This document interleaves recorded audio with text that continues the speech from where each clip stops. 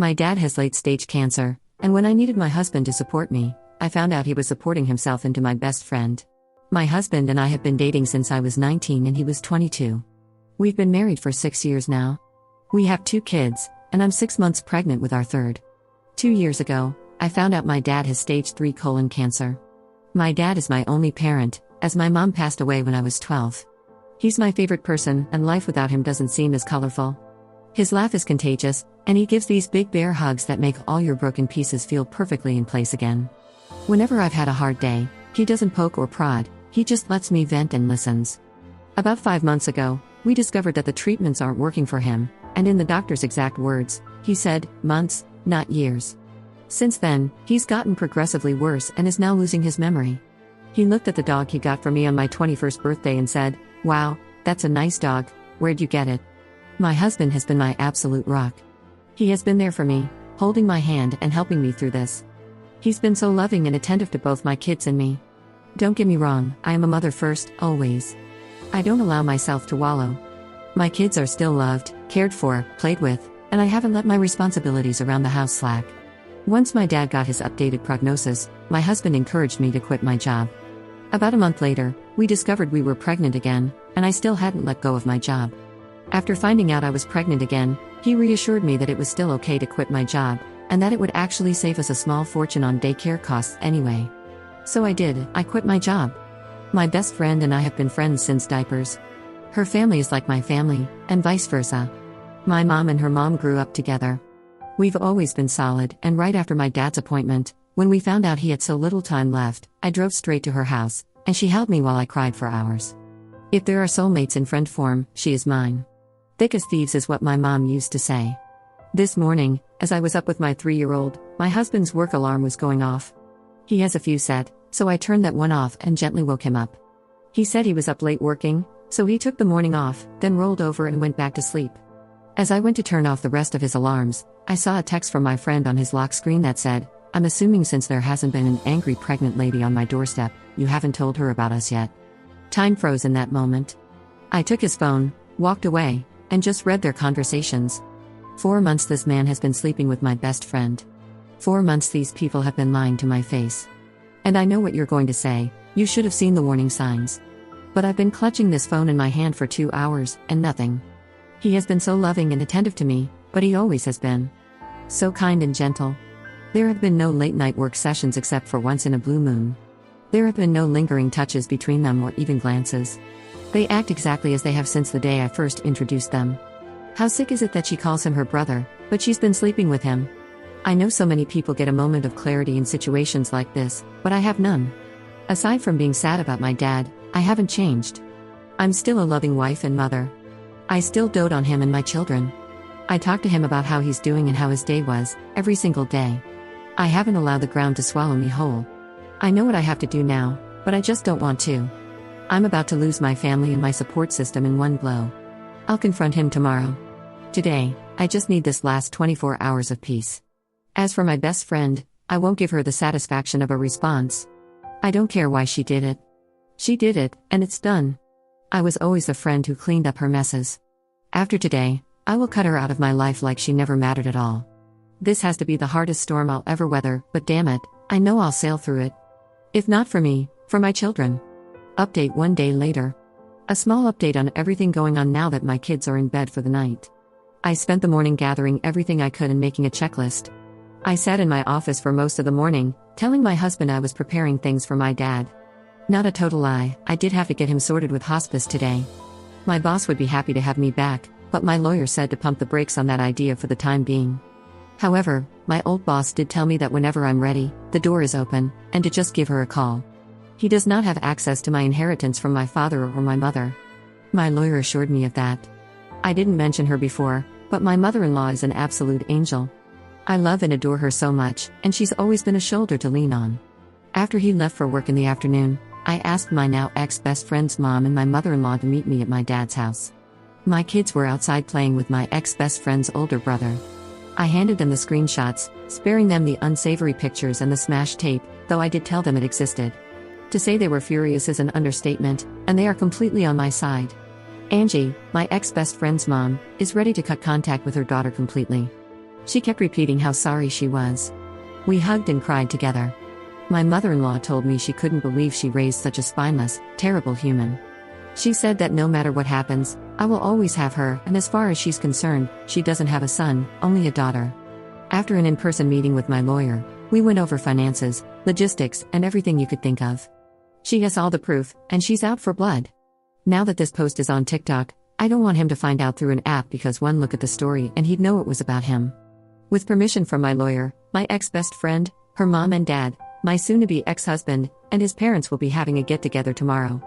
By the time they're sitting down and showing them everything, and letting them know that I know my dad, my kids, and my ex-best friend's brother, he's coming to help me juggle the kids and my dad, as being big and pregnant doesn't help with mobility, we'll be at my dad's cabin a few hours away, enjoying time and space. I know a lot of people were hoping for me to get revenge or engage in some kind of psychological warfare, but honestly, after my kids went to bed, I took a shower and just broke down. I don't have the strength or energy to dish anything out. I just want out. Pretending like everything was okay today was too exhausting, and I just don't want to do it anymore. Once he finds out tomorrow, I'll update with the aftermath, as I'm sure it will be huge. For now, thank you all so much for your kindness, warmth, and support, truly. Your words have helped give me the strength to keep my head above water. I appreciate every single one of you for everything.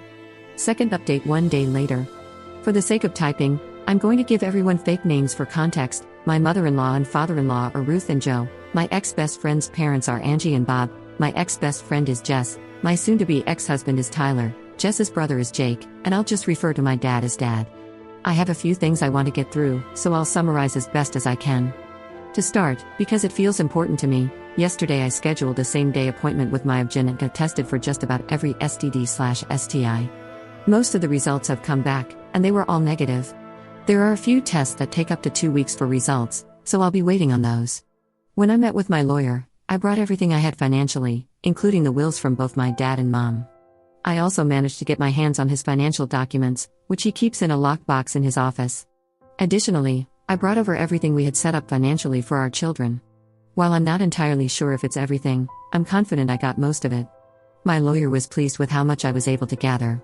Ruth even handed over her and Bob's will to ensure I was taken care of in the divorce. My lawyer understands that I want a divorce immediately, but she wants to make sure she's thorough and not missing any key information. Hopefully, I'll have actual divorce papers to give him in about 30 days. I'm not rushing her, though, I'm letting the professional do her job. Now for the sit-down. I asked Angie and Ruth to describe everything in detail about what happened. Angie made them sit through a slideshow she put together with all the texts. I know a lot of you were concerned that someone might spill the truth sooner, but they were so secretive that they didn't even tell their significant others what was happening. Once the slideshow ended, Tyler tried lunging at Jess, and Joe actually had to force him to sit down. Tyler was shouting profanities at Jess, telling her she would regret this. Jess started crying and begging her parents for forgiveness. Bob looked his daughter in the eye and told her he would never forgive her for this. Blood or not, she is no daughter of his. He said he didn't raise his daughter to be this person. Jess has always been a daddy's girl, so I think that cut her pretty deep. Jess is currently in the middle of a divorce herself, and her parents were financially supporting her with her lawyer. They told her she is now completely cut off, both financially and physically. Tyler's dad was furious. According to Ruth, he looked like he was barely holding back from physically confronting him. After the sit-down, Tyler went straight home. I know this because we have a Ring doorbell camera, along with a few cameras inside the house to keep an eye on the kids when we're not right next to them. When Tyler got home and saw that most of my and the kids' stuff was gone, he lost it. He started yelling and throwing things, and now the house is trashed with a few holes in the walls for decoration. When he didn't find us at home, he went into my dad's house. While I had spent most of the day packing and moving things into my dad's house while Tyler was at work, we were already at the cabin. Tyler tried to break down my dad's door with a baseball bat, but thankfully, he failed. My dad's neighbor called the cops on him, and he was arrested. His parents are refusing to bail him out. I had an appointment with my therapist today. I've been seeing her for a year now, ever since I started struggling with my dad's illness. It felt good to just cry and let everything out about how I was feeling. The session was really helpful, and she gave me some tools to help work through my emotions with everything going on. I left feeling grounded and empowered. I'm also planning to set up therapy for my children when we get back from the cabin, to figure out the best way to tell them. I know some people have said I shouldn't tell them, but I will, just in an age-appropriate way. I don't want there to be secrets or lies between us.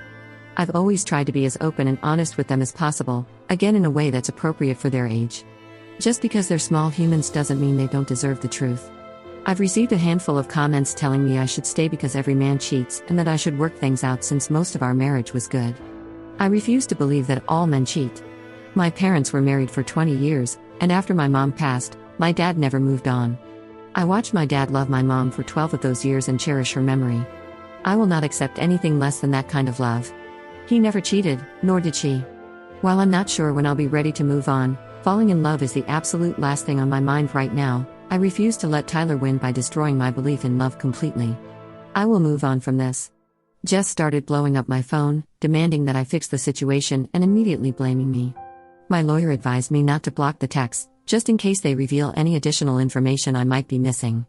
Jess was playing the victim card hard, but here's the thing, I never influenced Angie and Bob to cut contact with their daughter. They made that decision on their own. Jess even started blaming me for stealing the love of her life, which makes no sense since I introduced her to Tyler when I started dating. She also claimed that Tyler is only with me for the kids. Honestly, I know she was just trying to hurt me at that point, but I didn't give her the satisfaction of responding. Between her and Tyler, I have about 200 missed calls. Tyler has been all over the place, going from begging and pleading for my forgiveness to threatening me. Since I don't have divorce papers to hand him yet, he's stuck in this unknown gray area. I also asked Angie and Ruth not to mention anything about the divorce to him yet. It's a bit petty, but keeping him in that gray area is my small form of revenge. At one point, he threatened to call the cops on me for kidnapping, then admitted Jess wasn't the only one. My lawyer is going to love that. He shifted from calling me a stuck-up BTCH and threatening me, to begging for forgiveness again. Honestly, it was whiplash just reading those texts. I'd be lying if I said they didn't hurt and terrify me all at once, but I refuse to let them break me. As for both of them together, I don't think Tyler is going to stay with Jess. I think he blames her for blowing up our marriage, honestly. But who knows, they deserve each other. Initially, I was okay with a 50-50 custody split with Tyler, but after seeing his reaction, I no longer feel comfortable with that. So, I'll likely be going for full custody. Jake has about 30 days of leave saved up, and he's going to use it to help the kids and me get settled at my dad's house. He'll also be around just in case Tyler shows up acting crazy again. He's been such a huge help lately, and I'm forever grateful. Last night, after the kids went to bed, he hooked up his Xbox, and we played Diablo 4 together to take my mind off things. It was fun. In the middle of it all, though, he did sort of confess that he's always had feelings for me. But he was clear not to expect anything from me and told me not to say or do anything in response. He understands that a relationship isn't on my mind and won't be for a long time, but he just wanted to get it off his chest, saying he's felt this way since we were teenagers. Thank you again, seriously. Your comments, support, messages, everything, have been a giant breath of fresh air. Just knowing I have an entire online community willing to stand by me has kept me going these past few days. When I felt like giving up on leaving him because it's so hard, your comments popped into my head, giving me strength and so many great points and helpful advice. I know I deserve more, and I can't accept his actions. Third update 1 week later. Hi everyone, I know a lot of you are still asking for an update. Not much has happened, but here's what has. Tyler discovered the post and asked if I was seeking a divorce. I told him I was. He apologized for losing his cool and asked if there was any hope for reconciliation, to which I said no. We did have a conversation about the kids, and he agreed to supervised visits, which is a relief. I had another meeting with my lawyer, though nothing major happened. As for Jake, nothing has changed. He hasn't taken back his confession, but as I mentioned before, it's on the back burner for a long while. My kids' health and well-being remain my top priority. Unfortunately, my dad's health is on a steady decline. He's now in the hospital with no immediate release date. Please send thoughts and well wishes his way. My kids are adjusting well. We've scheduled a therapy appointment for them next week to help with the transition. My oldest has more questions than the others, but I'm waiting until the therapy session to have any big conversations to ensure I handle them in the best way possible. On a brighter note, my oldest made tryouts for the traveling soccer league, and the baby is doing great, too. Things have calmed down a lot. I feel like I have a better grip on everything now. I've been focusing on my dad and the kids to stay busy. Thank you all for your love, support, and for checking in. Fourth update 1.5 months later. Hey everyone, I'm still getting daily messages and comments for an update, so here's what might be my final one. My dad passed away about a week after my last update.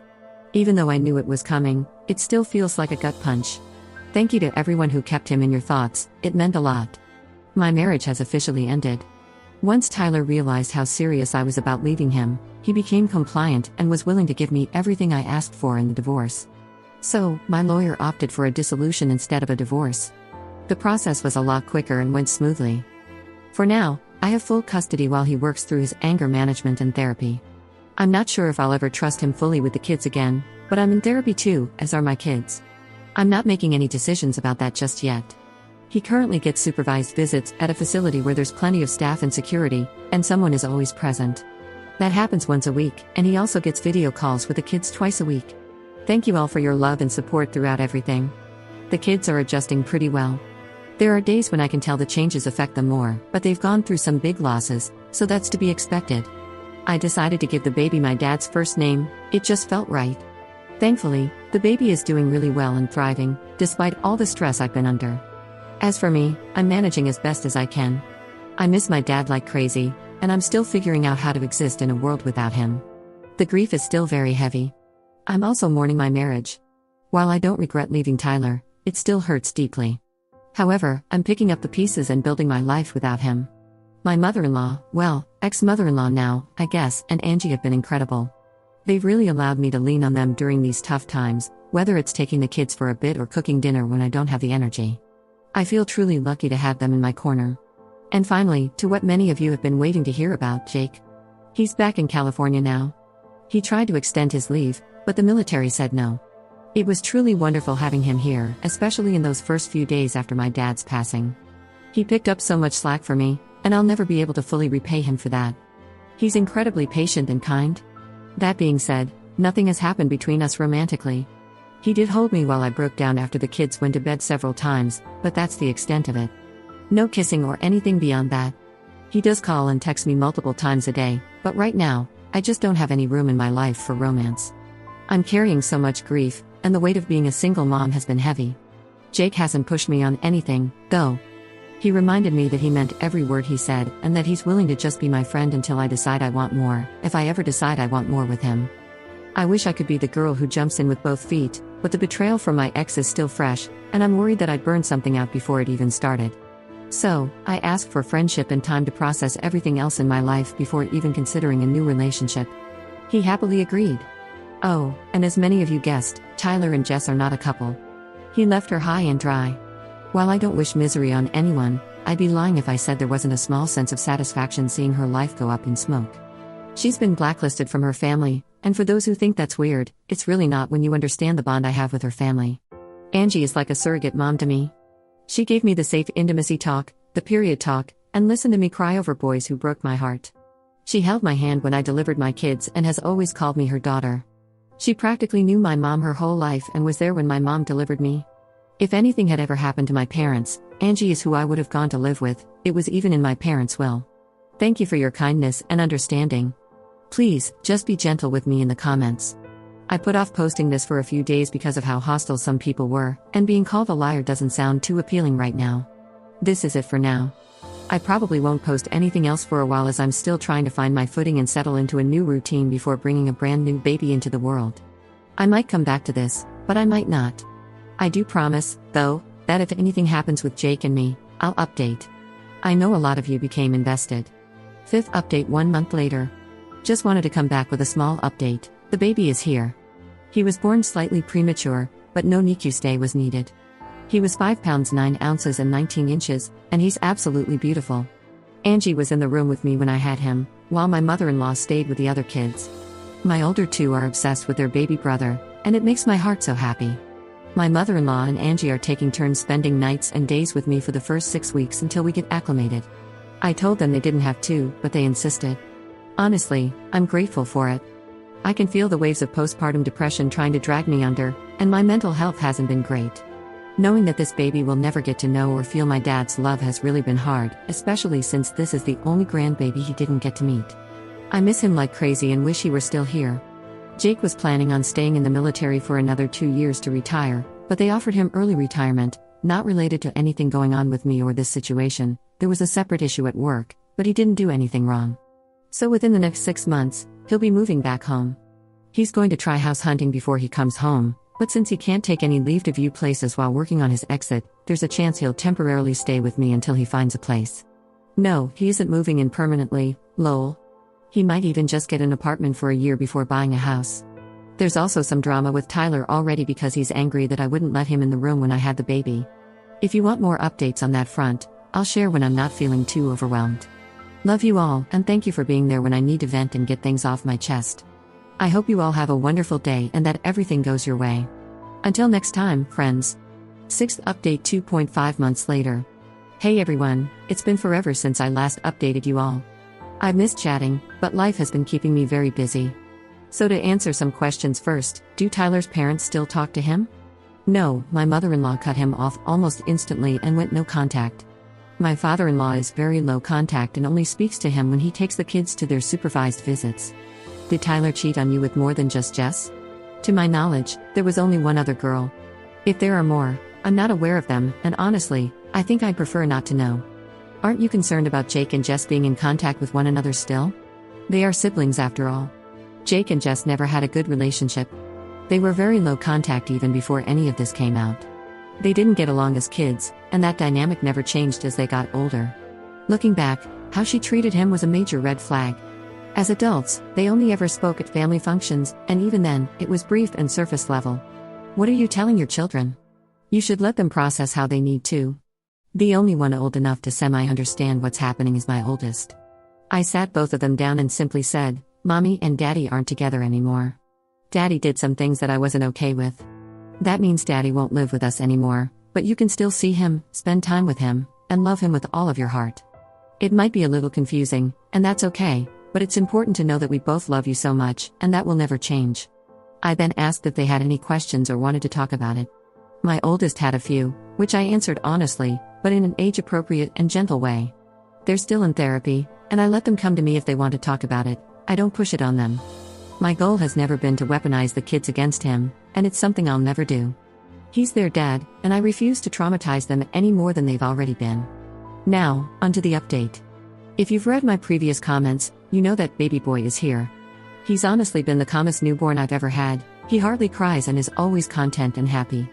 He's been reaching all his milestone markers, even hitting the ones that aren't on the preemie scale. It's such a relief and a blessing.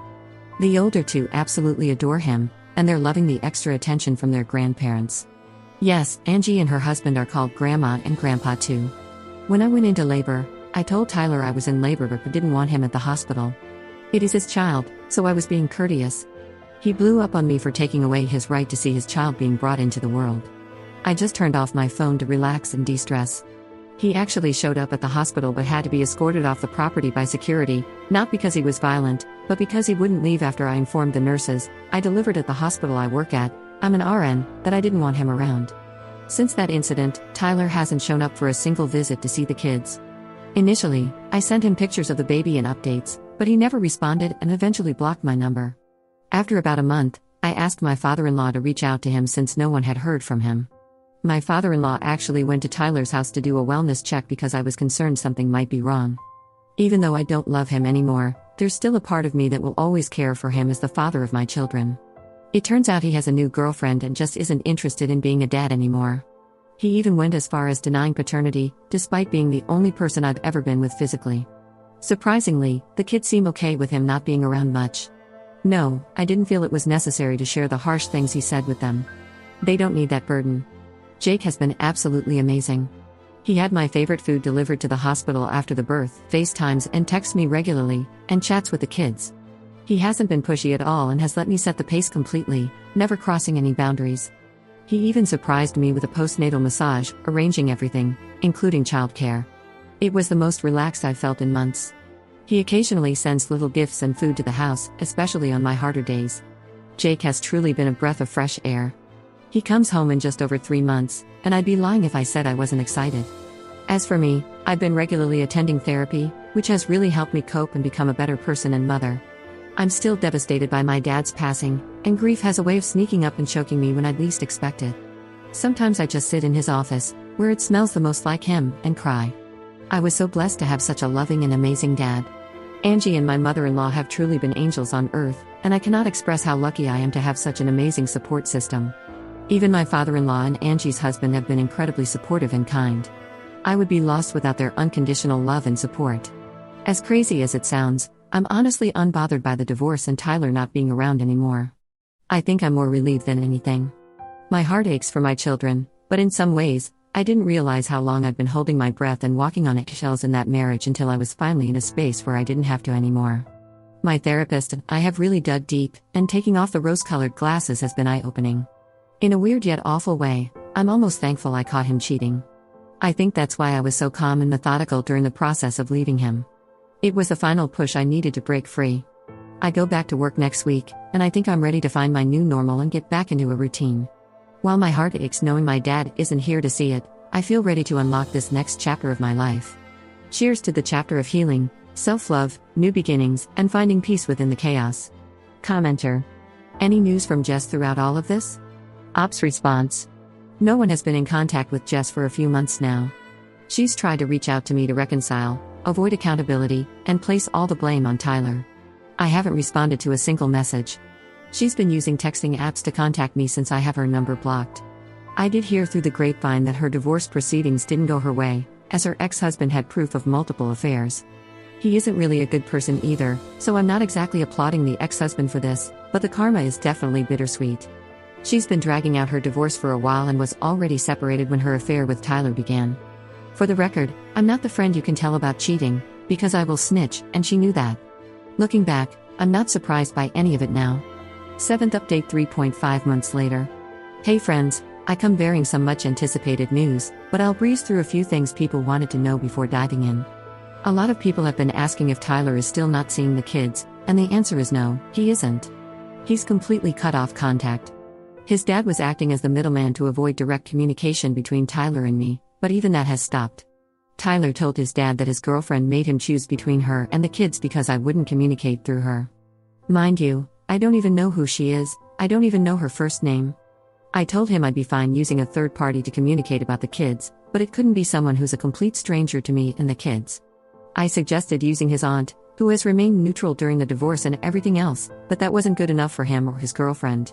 So, he decided to cut all contact. He didn't see the kids for Christmas or New Year's, and shortly after the New Year, he went full no contact. I'm managing the kids and working full-time as best as I can, and I'm so grateful for all the help I have.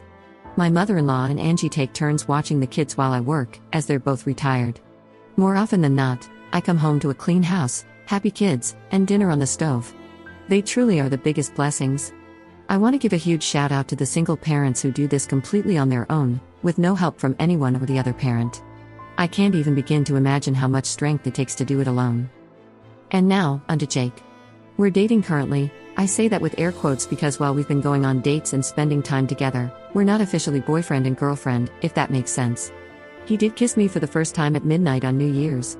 It was cheesy, yes, but I absolutely loved it. I'm not ready to offer anything more right now, and he's been completely understanding of that. We have the occasional date night out, but most of our dates involve the kids, like movie nights, going to the park, or just spending time at home playing with them. The kids adore him, and he adores them right back. I have so many pictures of him holding the baby, trying to soothe him to sleep, only to end up accidentally napping with him. It's so adorable. Jake is allowing me to completely set the pace, and he's patient with me at all times. I honestly feel so lucky. I even told him that if he wanted to date other people, he could, but he looked at me like I had slapped him and was adamant that I'm the only woman he wants to pursue. Sometimes I feel guilty that he's helping heal a heart he didn't break, but he never hesitates to remind me that he's all in and will wait forever if he has to. It's incredibly reassuring, and I couldn't ask for more. I waited so long to share this because I wanted Jake's stamp of approval before continuing to share what's quickly evolving into our love story. I let him read my posts and all of your comments. He may have gotten a bit of a big head with how much everyone is Team Jake. He pokes fun at me for it, and honestly, I love it. This man is so funny without ever being mean. He even said, "It's a breath of relief to know your internet family approves of me." He did create a Reddit account to check out my posts, with my approval, of course. He'll likely be a silent follower, but don't be surprised if he pops up in the comments every now and then, lol. I hope everyone has an amazing day, and we'll talk soon. Commenter. Is Tyler paying child support? How can he just ghost when he has 2 kids? How are the kids holding up? My heart breaks for them. Ops response.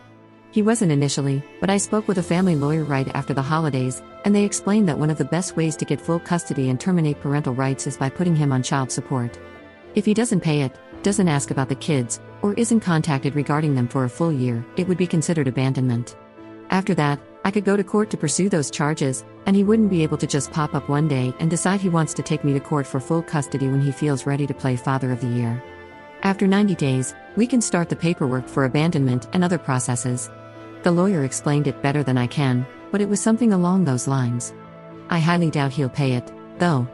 He found out about my inheritance from my mom and dad during the dissolution, and he seemed pretty angry that I had all this money and he wasn't getting any of it. If he does pay child support, it'll go straight into a savings account for the kids, and they'll have access to it when they become adults. As for the kids, they seem fine. They're still in therapy, and I'll continue taking them until they feel like they no longer need it, and if the therapist agrees, we'll stop. They don't really ask about their dad much at all. On Christmas, they asked if they'd be seeing him, but when I gently told them he wasn't coming, they seemed unaffected. They haven't asked about him since. I've started feeling like maybe he wasn't as good to them when I wasn't around, because they've just accepted it and seem genuinely okay with him being gone. 8th update 3 months later. Hey guys, can you believe that in less than 2 weeks it'll be a year since I made my first post on Reddit the morning I discovered my ex-husband's affair? I just want to say thank you to everyone who has supported me on this journey. You've all been such a blessing. Whether for advice, kind words, or just a listening ear, I feel so lucky to have developed my own little community here on Reddit. First things first, I meant to update sooner, but as Jake mentioned in his comment, I was locked out of my account. Well, someone changed the password and email to my Reddit account. You'll never guess who it was. Let's rewind about a month ago. I was cooking dinner for Jake and the kids while Jake was outside playing with them in the backyard. Suddenly, my front door opened and I figured it was one of my in-laws. They don't usually drop by unexpectedly, but both Angie and my mother-in-law have a key to my house since they help out so much. Imagine my surprise when I'm chopping up carrots and see Jess waltz into my kitchen. I simply pointed the knife at the door and told her to get the hell out of my house before I called the cops and pressed charges for breaking and entering and trespassing. I wasn't even concerned with how she got into my house at that moment. I keep my doors locked 24/7, call it paranoia if you will. I just wanted her out and figured I'd deal with the rest later. She started screaming and calling me psycho for threatening her with a knife. Jake heard the screams and rushed inside. His immediate reaction was to restrain Jess because he thought she was hurting me, even though there was a solid 10 to 15 feet between us. He dragged her out of the house and told her to leave. Jess was screaming that she would ruin my life and claimed all she came over for was to ask for forgiveness. Then she called the cops and made up this elaborate story, saying we lured her to my house to set her up, that I tried to stab her, and that Jake was punching her repeatedly. She had zero proof, of course, and I have cameras covering the main areas of the house. Naturally, I pulled up the footage and showed it to the cops, and they left, taking Jess with them. Ever since that night, Jake has stayed at my house every night to make sure I feel safe. Afterward, Jess hacked into every single one of my social media accounts, including Reddit. I never changed my password since everything blew up. I never thought she'd stoop even lower. She posted some truly awful and hateful things on my Facebook and Instagram. Thankfully, she didn't manage to post anything on Reddit before I got it back. She even spammed my workplace with complaints and fabricated stories about me. I'm a nurse at our local hospital, and I was suspended for a week while they investigated. Thankfully, after everything was looked into and everything I told my boss, HR, and everyone else was proven true, I was welcomed back to work. I filed for a restraining order against Jess for both myself and my children after she tried to pick up my oldest from school without anyone's knowledge. Thankfully, I had already spoken to the school about this and gave them a strict list of people who are allowed to pick up my child. I told them to send everyone else away and call the cops if necessary, especially after Tyler got violent in front of the kids a while back. The school handled it perfectly. They escorted Jess off school grounds and kept my child safe and close until they saw me for pickup. Right now, I have an emergency restraining order approved, but I'll need to go to court within the next month for a more permanent one. I'll keep you updated on how that goes. As for how she got into my house, she must have had a key from when we were growing up together because Angie and her husband haven't spoken to her, and she hasn't had access to them or their home. I got the locks changed immediately just to be safe. There's no real update on Tyler. He still hasn't reached out to see the kids or asked about them. He's basically been a ghost. About a week ago, while we were having dinner with Jake, my oldest quietly said she wished Jake was her dad and mentioned how her real dad never played with them and was really mean when I wasn't home or looking. That just confirmed my fears. They were too accepting of him being gone, and now I understand why. Through the grapevine, via my mother-in-law and father-in-law, I found out that Tyler is already remarried and has another baby on the way. My mother-in-law told me they received both a baby shower and wedding invite in the mail. Honestly, I just feel bad for his new wife. The kids are truly wonderful. They're still in therapy, but the therapist has only positive things to say after their sessions now. She did mention that my oldest brought up the idea of calling Jake Dad, but honestly, I'm not sure if I'm ready for that yet. Jake has made it clear that once, yes, he said once, not if, we're married, he fully intends to adopt the kids, but that's a conversation for another day, haha. I don't want to deter my oldest from building a strong bond with Jake, but it still feels too soon, you know? As for my middle child, it seems like they've completely forgotten about Tyler and are their usual ray of sunshine. I've honestly never met a happier kid. And the baby is babbling, smiling, and laughing now, can you believe it? I'm truly blessed with such amazing kids. Jake is well, Jake, you know how that goes, haha. No, seriously, I've never felt such happiness before. He was genuinely concerned by how many people were commenting, asking if we were still together, and told me, you better update right now and tell them we're still together. I wish you guys could hear just how funny he really is. I officially allowed him to call me his girlfriend, though he claims I've practically been his girlfriend this whole time, haha. He's been sleeping over almost every night. He says it's because he's worried Jess might show back up, but secretly, I think it's because he hates being away from the kids. Whenever he's at work or not at my house, he texts whoever is with the kids asking for picture updates and talks about how much he misses them. It's actually really sweet. He continues to let me set the pace, but he also gives me a gentle nudge when I need it. He's even attended a few of my therapy sessions to better understand what I need from him in this relationship. Jake is honestly everything I could have asked for. I'm so lucky to love him. As always, thank you for being here. Until next time, friends. 9th update 1 month later. Hey guys, I'm making this quick since this is the first break I've had from my busy life in weeks. I had my restraining order court date. While I didn't get a permanent restraining order, I did secure a 7-year one. Apparently, in my state, it's really hard to get a permanent restraining order unless you have tangible proof that you're going to get unalived. Everything I had on Jess wasn't enough for permanent, but I'm still content with the outcome. If she continues to be a bother during or after the 7-year order, I can take her back to court or have her arrested. With that said, I'm letting the talks and questions about Jess end here. I love sharing my life with you all, but I don't want her to try and use anything I say, whether it's under a false name or protected identity, to claim I've been breaking the restraining order. On a happier note, Jake, the kids, and I decided that since he's spending so much time at my house and his place is basically just a storage unit, he's going to move in. And before anyone says it's too fast, just know that I've literally known Jake my entire life. I'm comfortable and confident in this decision. Tyler is still a ghost, 0 contact attempts. The kids are beautiful, loved, and thriving. Sorry this is short and sweet, but life has been kicking my rear between sleep regression, lawyer meetings, court, work, and my older two's extracurricular activities. Love you guys, and thank you for sticking with me over a year later. I hope everyone is doing well. 10th update 3 months later. Hey guys, I have some news, and I'm not sure how else to say it, so I'll just come out with it. Jess was found deceased in her apartment from a substance overdose at the end of July. To say it was a shock would be an understatement. Jess was the kind of girl who never touched substances in her life. Even back in the day when I would occasionally smoke grass, she'd pick a fight with me about it. A part of me is devastated. Jess was my best friend, and we went through so much together, we had so much history. She wrote me a letter, and while I'm not going to go into every single detail, I will share one significant part. In the letter, she explained that she saw I was trapped in an unhappy, loveless marriage and wanted to help me get out of it. She didn't know how, so one night, when she started using substances, she decided the only way to get rid of Tyler was by sleeping with him. From there, things spiraled, and she fell in love with him. She became jealous because he would fill her head with pretty lies and then go home to me. While I don't forgive her for what she did to me, I get it. I understand. Jake has been blaming himself, in a way.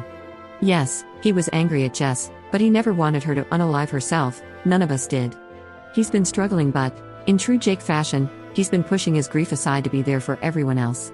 He stayed with his parents for the first month after everything happened to take care of them and would check on me at least twice a day. He still hasn't really opened up about it, so I try to support him in every way possible without needing to use words. Angie isn't doing well either.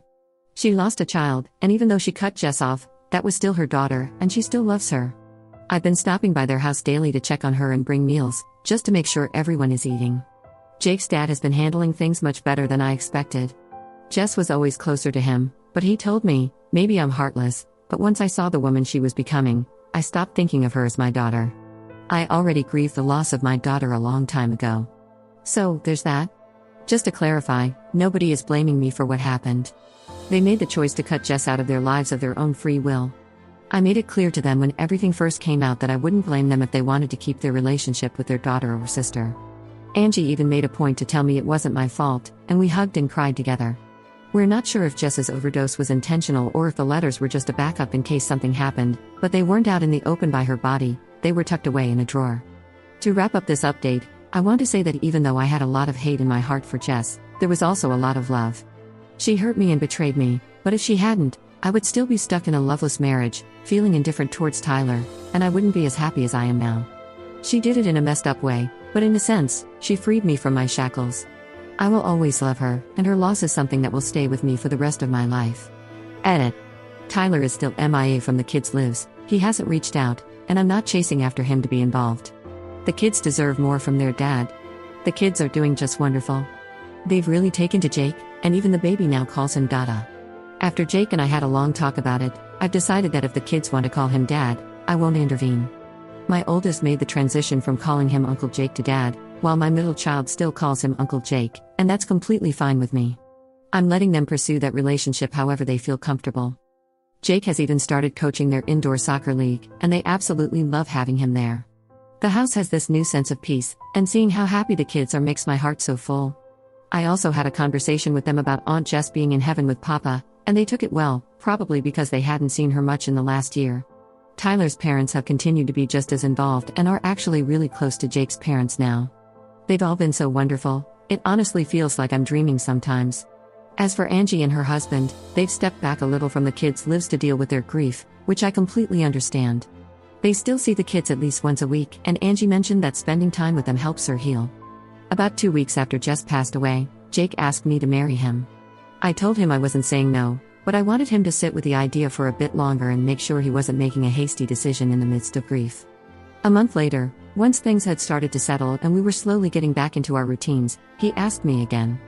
He had this whole speech about how he's wanted this for as long as he could remember and even mentioned how, when we were kids, he told me he would marry me when we grew up, and yes, it's true, he really did say that when I was about 5, lol. So, I said yes. We're having a long engagement. I don't want to jump right back into marriage, so we're taking our time and haven't even started wedding planning yet. Maybe in 2025, we'll begin making plans. Honestly, we've been debating eloping, just something small with his parents and the kids. Who knows though, we have time to figure it out. Life has been a whirlwind of ups and downs, but I feel so lucky to have so many wonderful people who love me and my kids. As always, thank you for being here with me throughout this journey.